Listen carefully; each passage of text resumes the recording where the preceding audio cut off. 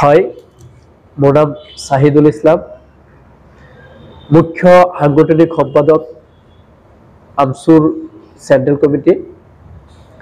কথা হৈছে যোৱা এসপ্তাহ ধৰি বৃহত্তৰ কচুৱাত থানাৰ অন্তৰ্গত বিভিন্ন গাঁৱৰ চুকে কোণেদি নিতৌ গৰুৰ গাড়ী সৰবৰাহ হয়।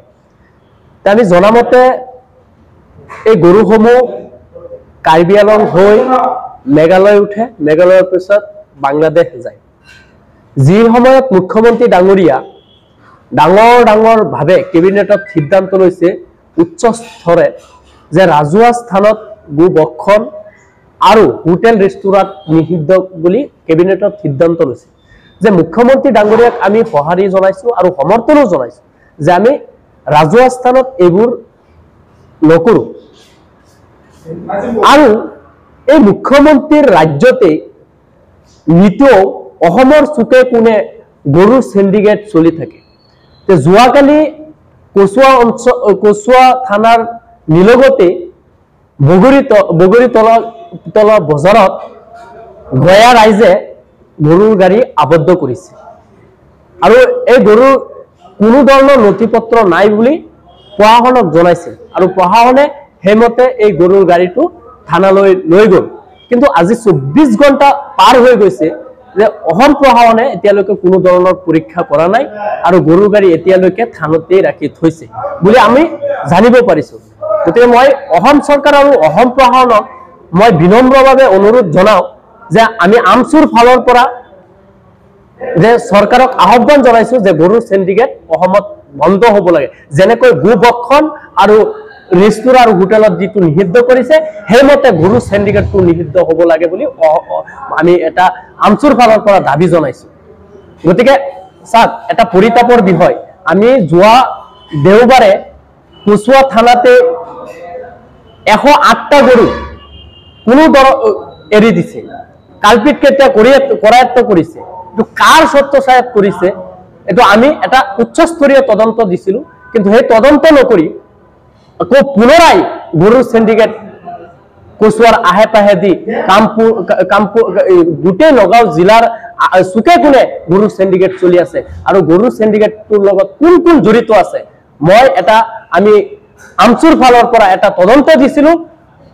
গতিকে এই তদন্ত নকৰি আকৌ কেনেকৈ গৰুৰ সিন্ডিকেটটো চলি আছে, কোনটো স্বাৰ্থত, কোনটো যুক্তিত, কি নথি পত্ৰত চলি আছে, আমি আমচুৰ ফালৰ পৰা এটা তদন্ত দিছিলো। কিন্তু অসম প্ৰশাসনে এই তদন্ত নকৰি এইটো গৰুৰ সিন্ডিকেটটো দৈনিক চলিবলৈ দিছে। গতিকে আমি অসম প্ৰশাসনক বিনম্ৰভাৱে অনুৰোধ জনাইছো যে এই গৰুৰ সিন্ডিকেট যদি নথি পত্ৰ আছে, নথি পত্ৰ থকা গৰুসমূহ চলি থাকক, আমাৰ আপত্তি নাই। কিন্তু যিকেইটা গৰুৰ গাড়ীত নথি পত্ৰ নাই সেইকেইটা গৰু গোশালাত প্ৰেৰণ কৰিবলৈ আমি অনুৰোধ জনাইছো। আমি জানিব পৰা মতে আৰু বিভিন্ন অভিজ্ঞ বা ৰাইজৰ সচেতন মহলৰ লগত আমি যি আলাপ আলোচনা কৰো, তেওঁলোকৰ ভাষ্য অনুযায়ী আমি জানিব পাৰো। আৰু বিশেষকৈ মোৰ ঘৰৰ সন্মুখেদি 10টা 15টা গাড়ীৰ ৰাতি হলে আপোনাৰ ৰাতি 12টাৰ পিছত পুৰা 80 স্পীডত গাড়ী যায়। গতিকে এই যে স্পীডত গাড়ী কেতিয়াবা অসম প্ৰশাসনক যদি ফোনযোগে যোগাযোগ কৰো এনেকৈ চলি আছে, কিন্তু অসম প্ৰশাসনেও এইটোৰ প্ৰতি দৃষ্টি আকৰ্ষণ নাৰাখে। গতিকে এনেকুৱা হ'ব পাৰে, আমাৰ এনেকুৱা হ'ব পাৰে যে এইটো কিবা ৰাজনীতিৰ স্বত্বচায়ত চলি আছে, এটা বহুত ডাঙৰ ৰাজনীতিৰ নেতাৰ স্বত্বচায়ত চলি আছে, যাৰ বাবে নেকি অসম প্ৰশাসনে এইটো পদক্ষেপ ল'বলৈ তেওঁলোকে কঠিন ভাবে। গতিকে তেওঁলোকৰো অসম প্ৰশাসনৰো চাকৰিৰ কথা আছে। গতিকে অসম চৰকাৰক মই বিনম্ৰভাৱে অনুৰোধ জনাইছো যে অসম চৰকাৰে যি সময়ত কেবিনেটত সিদ্ধান্ত লৈছে, যেনেকৈ যে গো ভক্ষণ ৰেষ্টুৰাঁ আৰু হোটেলত আৰু ৰাজহুৱা স্থানত নিষিদ্ধ কৰিছে, আৰু সেইমতে গৰু সিন্ডিকেটটো বন্ধ হ'ব বুলি আমি এটা আশা কৰিছো আমচুৰ ফালৰ পৰা। যদি গৰু সিন্ডিকেট চলি থাকে, আমি